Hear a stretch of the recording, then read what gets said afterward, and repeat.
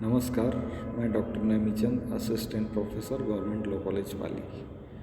आज के इस वीडियो में हम देखेंगे section 40 and 41 of Indian evidence act. Section 40 बताता है कि वित्तीय वाद या विचारण के वारणात पूर्व निर्णय सुसंगत है। जो राज्य की या केंद्र की न्यायपालिका है, सर्वोच्च न्यायालय है या उच्च न्यायालय है, उनके द्वारा जो भी पूर्व निर्णय दिए गए हैं, क्या वह दूसरे किसी वाद में उसका विचारण किया जा सकता है? क्या वे निर्णय सुसंगत है?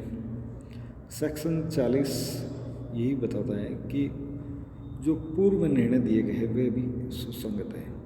किसी ऐसे निर्णय, आदेश या डिक्री का अस्तित्व, निर्णय भी हो सकता है, आदेश भी हो सकता है, डिक्री का अस्तित्व भी हो सकता है, जो किसी न्यायालय किसी वाद के संज्ञान से या कोई विचारण करने से विधि द्वारा निवारित करता है।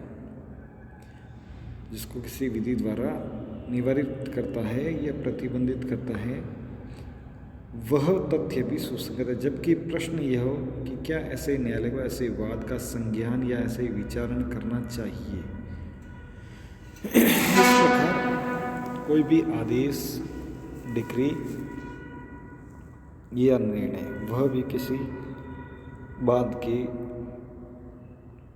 किसी मामले में जो पूर्व का निर्णय है वह भी सुसंगत होता है।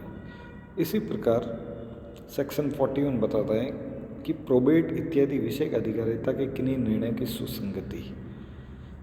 यहाँ पर सेक्शन 41 इम्पॉर्टेंट है। इस प्रकार के मामले हैं वो केवल और केवल डिस्ट्रिक्ट जज द्वारा, डिस्ट्रिक्ट कोर्ट द्वारा ही दिए जाते हैं। किसी सक्षम न्यायालय, यहाँ सक्षम न्यायालय डीजे कोर्ट, किसी सक्षम न्यायालय के प्रोबेट, दूसरा विवाह, तीसरा नाविदीकरण, चौथा दिवाला विषयक अधिकारिता के प्रयोग में दिए हुए निर्णय, जो 4 प्रकार के निर्णय हैं, वे निर्णय सर्वबंधी निर्णय होते हैं। सर्वबंधी निर्णय अर्थात वे निर्णय जो हर पक्षकार, जिसको उस समय ऑब्जेक्शन करना चाहिए था और उसने नहीं किया, तो वह उस पर भी बाध्य है। सर्वबंधी व्यक्तिबंधी निर्णय उन पक्षकारों पर ही बाध्य है जो कि उस पार्टी में पक्षकार है, और सर्वबंधी निर्णय जो पक्षकार नहीं था उस पर भी वह निर्णय बाध्यकारी होगा। वो निर्णय कैसे होते हैं? प्रोबेट विषयक, विवाह विषयक, नाविदीकरण विषयक या दिवाला विषयक अधिकारिता प्रयोग में दिया हुआ अंतिम निर्णय। निर्णय कैसे होने चाहिए? अंतिम निर्णय, आदेश या डिक्री जो किसी व्यक्ति को या से कोई विधिक हैसियत प्रदान करती है, लेती है, या जो सर्वतर न कि किसी विनिर्दिष्ट व्यक्ति के विरुद्ध किसी व्यक्ति को ऐसे किसी हैसियत का हकदार या किसी विनिर्दिष्ट चीज़ का हकदार घोषित करती है। जैसे किसी व्यक्ति को कोई हकदार घोषित करती है कि अमुक व्यक्ति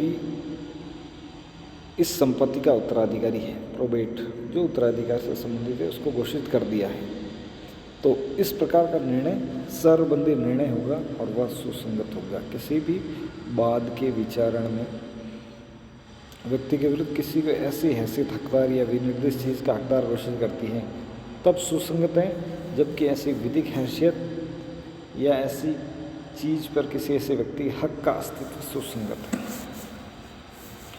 इस प्रकार ऐसे निर्णय, आदेश या डिक्री इस बात का निश्चयक सबूत है, न केवल सुसंगत है बल्कि यह निश्चयक सबूत है।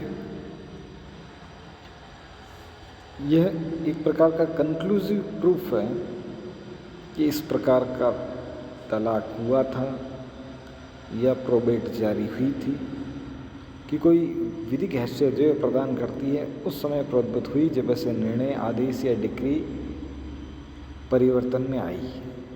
कि कोई विधिक हैसियत जिसके लिए वह किसी व्यक्ति को हकदार घोषित करती है, उस व्यक्ति को उस समय प्रोद्भूत हुई जो उस समय ऐसे निर्णय, आदेश या डिक्री द्वारा घोषित है, कि उस समय वह व्यक्ति को प्रोद्भूत हुई। कि कोई विधिक हैसियत जिसे वह किसी ऐसे व्यक्ति से ले लेती है उस समय खत्म हुई, समाप्त हुई, जो उस समय ऐसे निर्णय, आदेश या डिक्री द्वारा घोषित हो सकता है किसी विवाह के बारे में हो, किसी तलाक के बारे में है।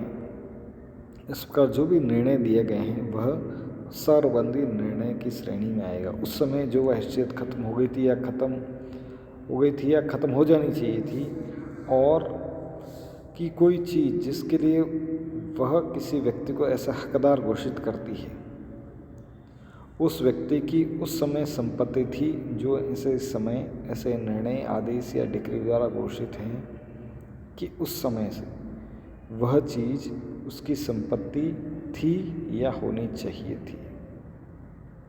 चाहे दिवाला विषयक हो, चाहे नाविदीकरण विषयक हो, चाहे विवाह विषय हो, चाहे प्रोबेट विषय, इस प्रकार के जो निर्णय होते हैं वे निर्णय विनिश्चयात्मक सबूत होते हैं, और इस प्रकार के विनिश्चयात्मक सबूत होने के साथ ही वे सेक्शन 41 के अंतर्गत सुसंगत भी होते हैं।